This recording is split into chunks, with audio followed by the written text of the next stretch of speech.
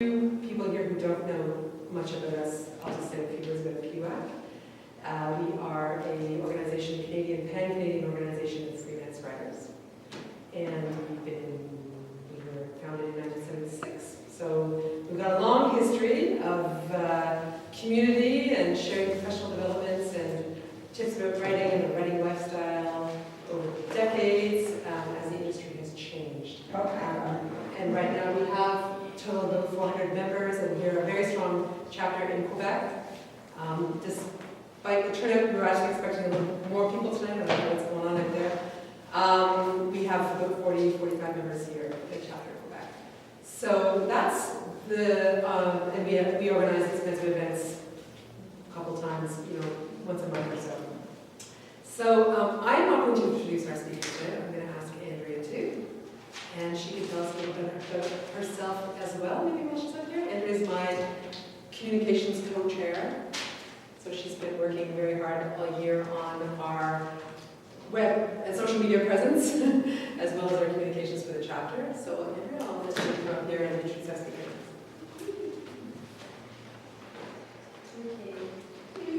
I'm Andrea, so as Julie said, I'm the communications co-chair for the PWAC Quebec.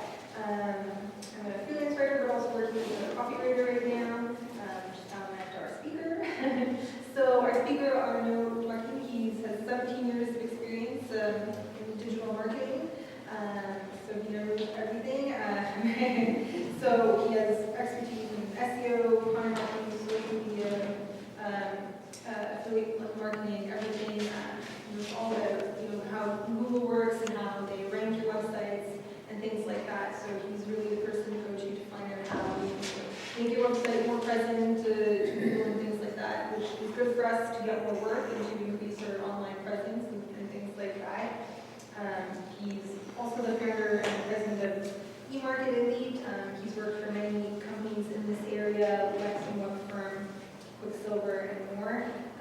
He really knows the ins and outs of how to make yourself seen online, which for us freelancers is, it's necessary. That's what we need to today to be able to find more work. So without further ado, Thank you. Yay, I made it. It's good that our office is so close, but the employee list wasn't updated, so when I went to the security guard to explain that I needed to get something up there, they had to check, and they called an ex-employee that doesn't work there, and he confirmed that I was working there. So there's a URL there, bit.ly PWAC5. The presentation that we're currently I'm going to present is available for download. So if you have a phone, you can follow on your phone while I speak, or you can just keep the address for later if you are interested.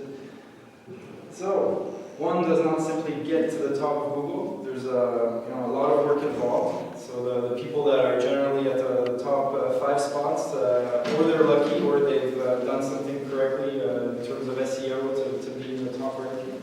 I'm going to go through some of the things that are required to be number 1 on Google, or close to number 1.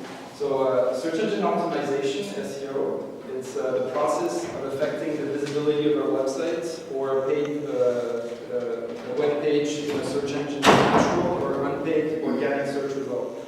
So that's the Wikipedia definition. So quickly, so SEO is organic traffic, is free traffic. So if you're first on the organic SERP, search engine result page, then you're getting visitors for free. If you're the opposite of that would be the PPC, the paid results. So those are typically at the top, and then you have the organic. Keywords, buying keywords can be quite expensive, so it's cheaper, and it's more of a long-term investment if you create content that reaches those top spots. But it's a long process, so we'll go into more details. So how do search engines work? It's interesting just to know how they work, the technology and the theory behind it. Let's take Google as an example. They have tons and tons of data servers, many servers all over the world.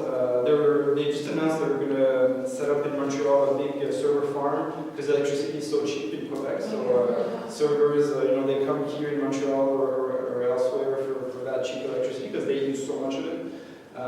So all those computers, they have little scripts, little software on those computers with little crawlers in it. They go on the web and their job is just to go and visit every single page they have access to. And then when they visit that page, they download all the information, all the images, all the titles, the text and everything. They download everything on the servers. And then there's a smart algorithm, like a super secret algorithm that's the magic sauce of Google, and that decides on the ranking if you're going to be first, second, third. So that algorithm decides where you're going to be placed on a specific keyword that you search, where you will be. So that's kind of how it works in the simplified version. So as I mentioned, the PPC at the top. Today you no longer have PPC results on the right sidebar. They're mainly on the left above the organic search. And then the organic results are those under the PPC results. And this is called a SERP, Search Engine Result Page. And you might hear me say that a few times. Try to keep that in mind.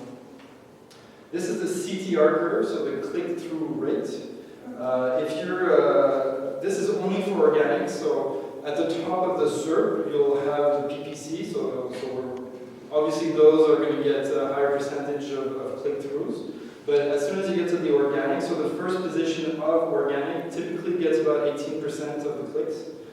Second position, 10, third, 7, and so on. So the spots that matter are the top 3 spots. If you're 4 all the way to 10, you'll get traffic, but much, much less than if you're 1, 2, 3.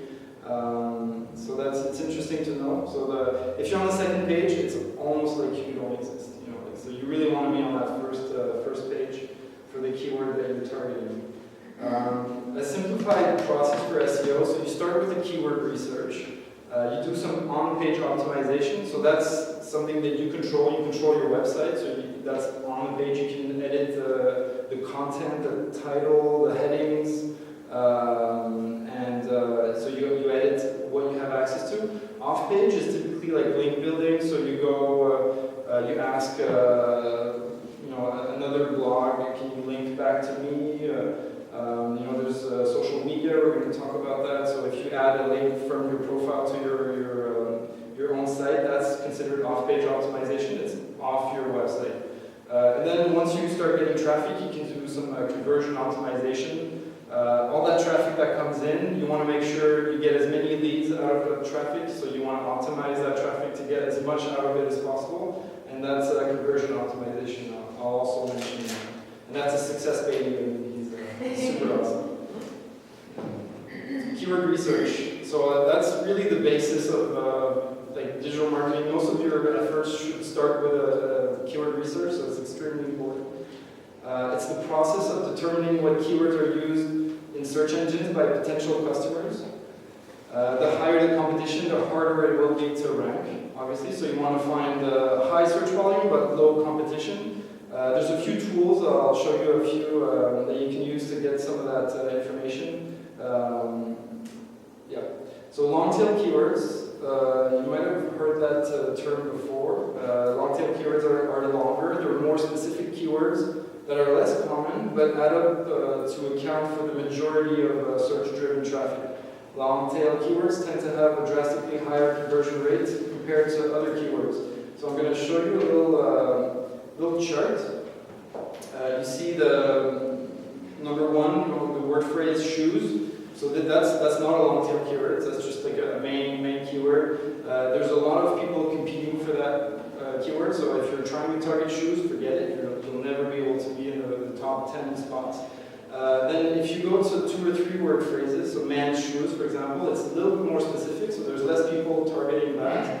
But the really long tail are going to be 3, 4, 5, and up keywords. The example here, red Nike men's running shoes. So that's obviously more specific.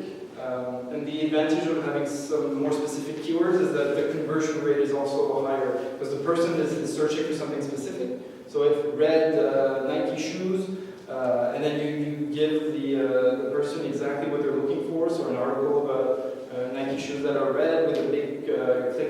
to buy, there's a much higher chance that they actually purchase or use your offer than if you were just targeting shoes, obviously. So long tail is your friend. You need to use long tail as much as possible.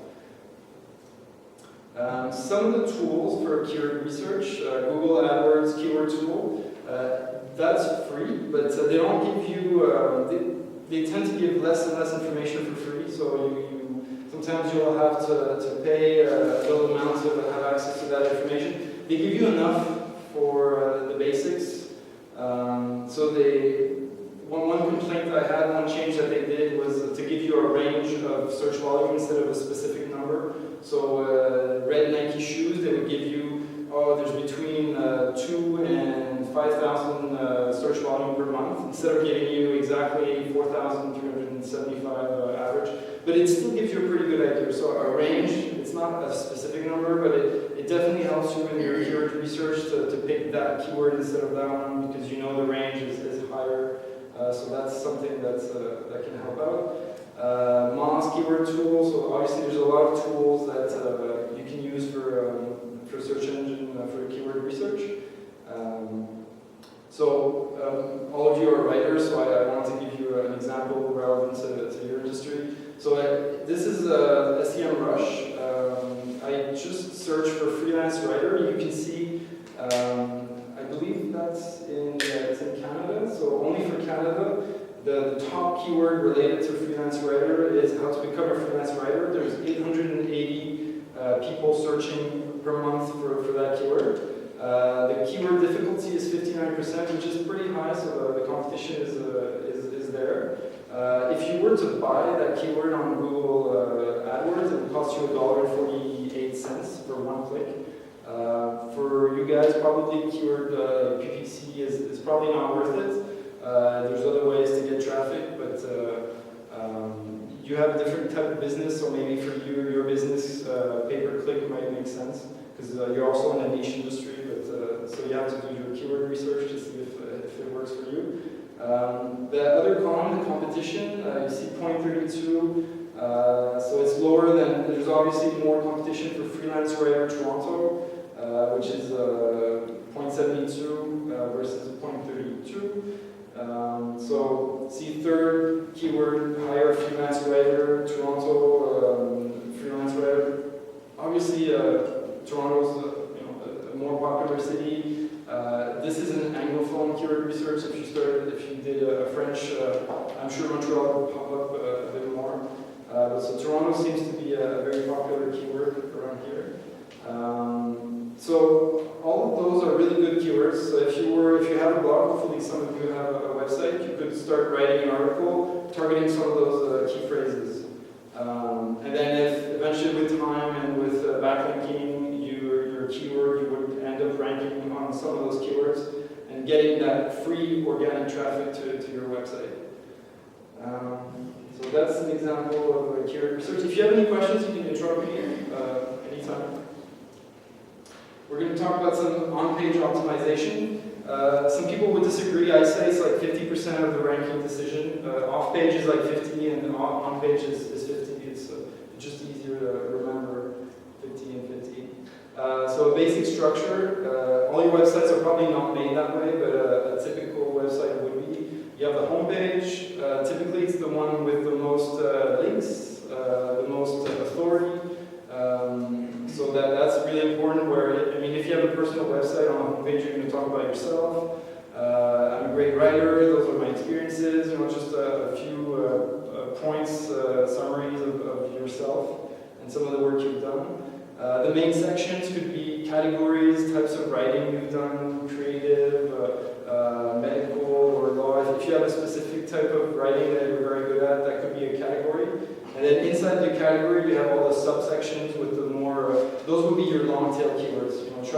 The subsections would be where you try to target keywords that are a couple keywords long, 3, 4, 5 keywords. Elements on a page, so there's typically a title, there's headings, above the context, the paragraph, the textual content, you have headings on top. So headings are extremely important. It's like people rarely read a scan through your article. So headings are very important because they really stand out, and it's easier for someone to read through your text. Typically for internet, it's also nice to have shorter sentences. If you have very, very long sentences, it's a little harder to read. For search engines also, they like shorter sentences. You have images and videos. If you're good with Photoshop, you can do your own images. There's a couple websites where you can use royalty-free images. Andrew, we discovered Pixabay, which is really great. It's like a search engine with tons of free images, so you can search for business or writer or art or whatever. Something comes up that you're allowed to use for free on your website. Pixabay, you want to use that? Pixa. P-I-X-A-B-A-Y. Pixabay. There's a couple other ones. If you search royalty-free photos on Google, you'll get a bunch. On the page, there's also call to actions. As a digital marketer, that is super important. Without call to actions, you just give information to someone, and then they're like, okay, well, what do I do now? They need help, a lot of them, so you have to kind of tell them what to do after the next step. So call to actions, if you're trying to sell something to them, if you want them to get in touch with you, like click here to contact me, or like a little message, you should always tell them what to do next. Like it really, really helps. So meta tags, those are, I don't know if you're going to worry too much about those, they're more in the code. If you want to tell Google stuff or search engines how to behave or what to do on your page, you can do it through meta tags. So it's not something you see in front, it's like in the back of your website in the code. Could you expand on that when you say how you want it to behave? Like, so I mean, you were discussing with our web test, or you want to give an example is like a no index. So you can write a no index tag, and then you're telling Google don't index that page. For example, for various reasons, maybe you don't want that page to be indexed. So that's something you can tell it. There's for social media, there's a lot of tags in the back, so you can tell Google, Facebook, Twitter. When you post something on Facebook, often they get an image. It pre-populates like some kind of nice, fancy little excerpt with the title, the excerpt number, and then a little image. All of those things come from meta tags. So if you use WordPress, there's plugins that make it easy for you to add those meta tags. They'll use your title automatically. If you have like an image for your post, it's going to use that image. So there's a few things you can do with that. If you have more like specific things you want to do with the page, maybe ask me later on. Yeah. Does what's in your meta tags, does that affect the search, like how it's going to come up on the rankings? The one? Because I always thought the part of meta tags was depending on that it's a place to put keywords, for example. Is that something? Yeah, there's the meta keyword tag. People don't use that anymore, and it actually looks spammy. So if you have meta keywords in the back and you just list a whole bunch of keywords, it's not recommended anymore. You have the meta title, which is also used as the main title on your page. That's definitely something you need to pay attention to. But I mean, if you're in your content management system in your CMS and you're just typing your article, I'm sure you have a field for title, and so you don't have to worry about it too much. No, but I'm talking about in some cases. I'll try and think about it. Or a meta description. There's the meta tag, meta description, which on the SERP, so you have the title, you have the description. So you can tell Google use that description on the SERP. But Google's doesn't always do what you want it to do. So even if you tell it to use that description, it might still think you're wrong. I believe your article is about this, and I'm going to pick my own title. So even your title, Google could modify your title in the SERP if it believes your article is about something else, which is crazy. I can't believe they do that. So yeah, anything else about meta tags? So meta keywords, you shouldn't use that anymore.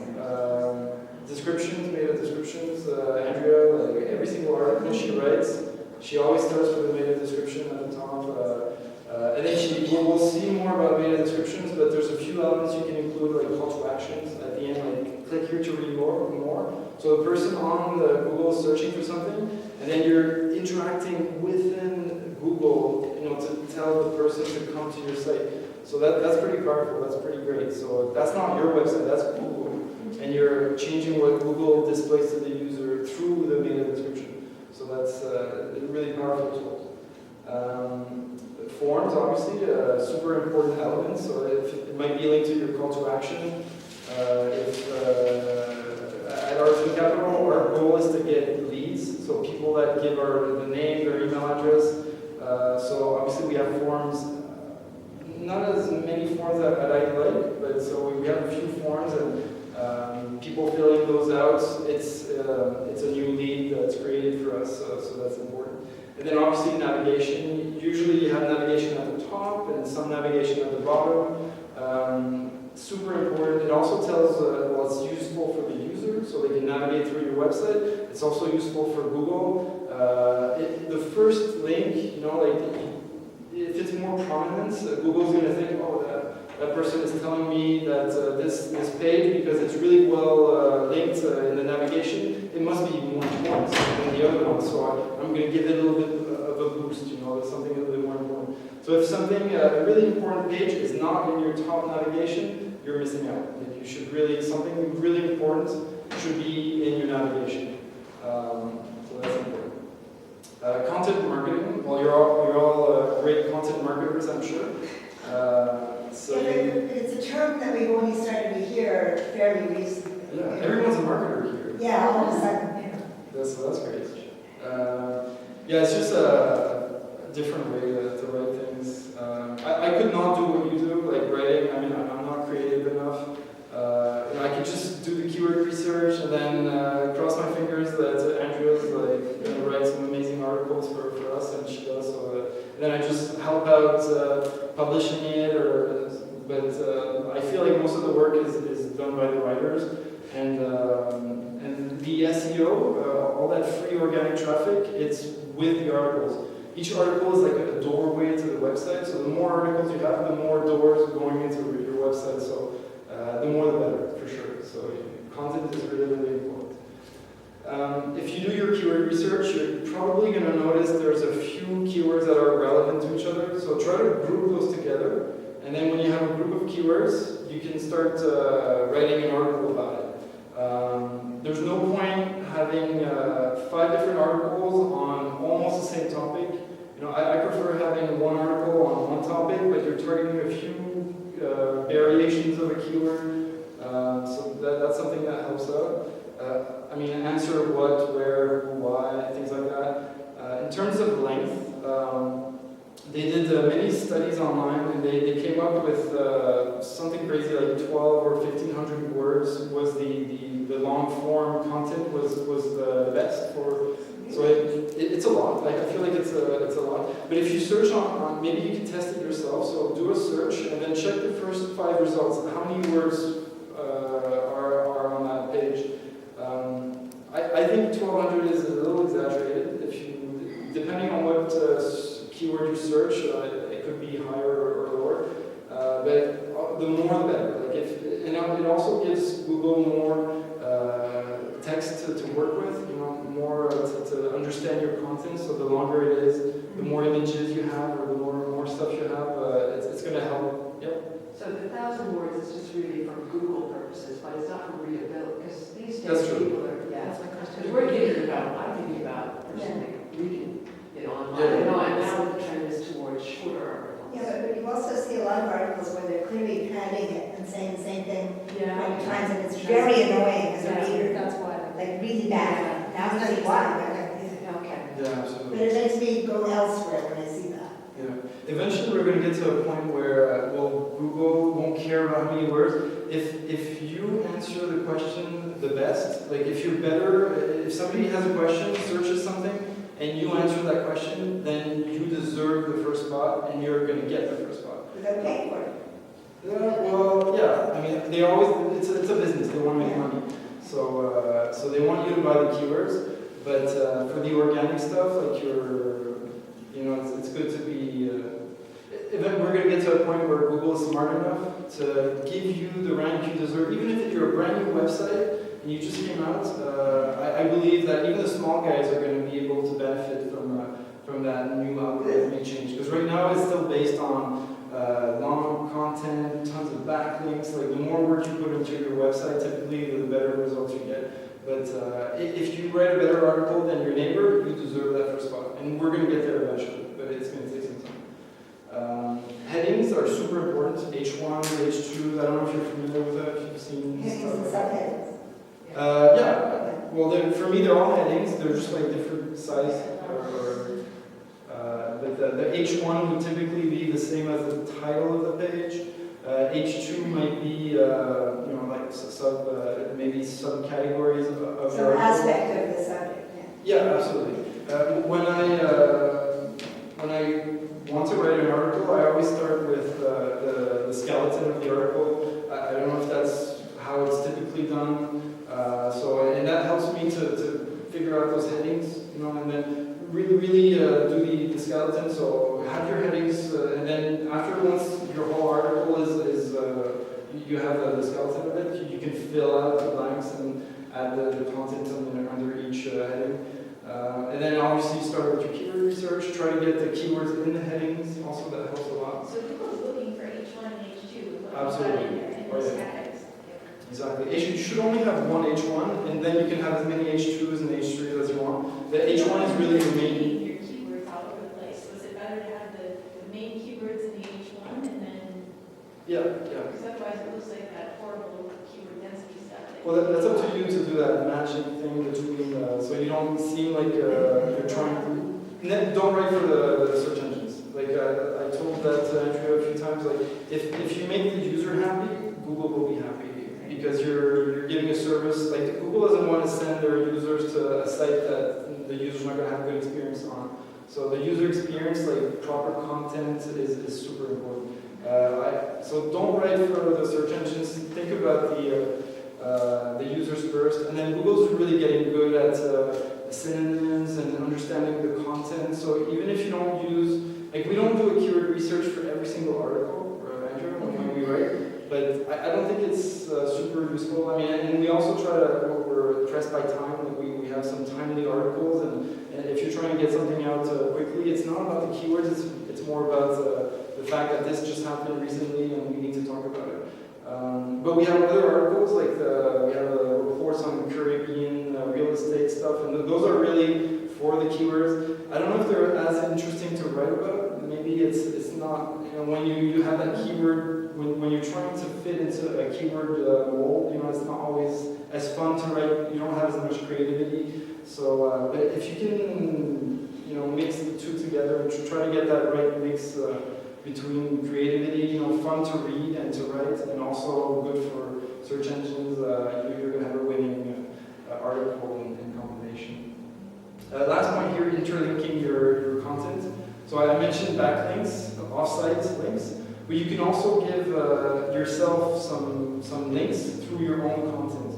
So if you have like an article talking about creative writing, but you have an article just mentioning a little paragraph about creative writing, but you have a whole big category, a whole big section about creative writing. Well, that little paragraph about creative writing, make sure you add a link somewhere pointing to that other page, other category. So you want to, every single article should be linked to something else. Like try to add links. It's kind of like in real life, we're all linked together kind of thing. And the more links you have, maybe the happier you could be, the more friends you have, the more family or things like that. So more human interaction. I don't know, maybe it's a bad example, but it's also true for the search engines and for your content. So try to, your articles to speak to each other. I kind of already mentioned about some of those things. So the keywords could be included in the title tag, the H1s. The URL, I didn't mention that before, but so everybody knows what a URL is. It's when you type in Chrome or that bar, that google.com/whatever. So that's very important to include the keyword